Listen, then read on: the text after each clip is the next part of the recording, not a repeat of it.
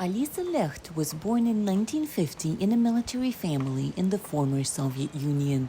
But over time, she could not envision a future there, and in 1979 moved to New York City with her 9-year-old son.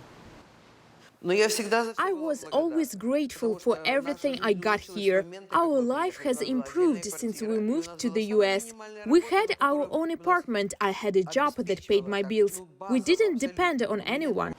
Living in America wasn't easy, as she missed her family back in the Soviet Union.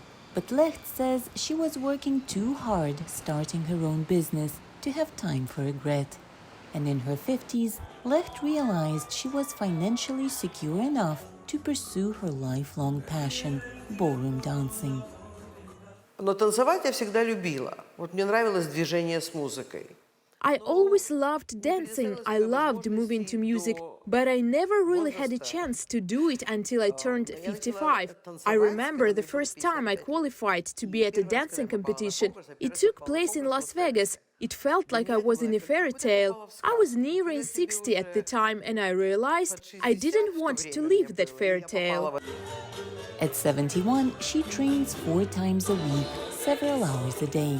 Leht has dozens of special ballroom dance dresses and shoes, and her calendar is all booked up with competitions and dance-related trips. Every time when I arrive at a contest, I'm so nervous, I start thinking, why am I even doing this? But 2 weeks later, I'm doing it all over again. I head to another competition, but all the worries and anxiety go away once I start dancing. 7 years ago, Leht moved to Miami, Florida. But despite living steps away from the ocean, she spends more free time in a dancing studio than on the beach. It might sound silly, but I can't wrap my brain around my own age.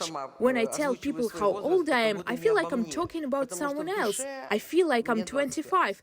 We train together with young people who are 16, 18, and we talk like we are peers. Leht has a busy practice schedule, a lot of competitions ahead of her, and very ambitious plans for the future. I have a vice champion title at the biggest local contest that takes place in Orlando, the USDC. I came in second, but that was 2 years ago. I hope to win this year in September, though I'm now in a different age group. But I hope to win and become a US champion. For Lilia Anisimova in Miami, Florida, Anna Rice, VOA News.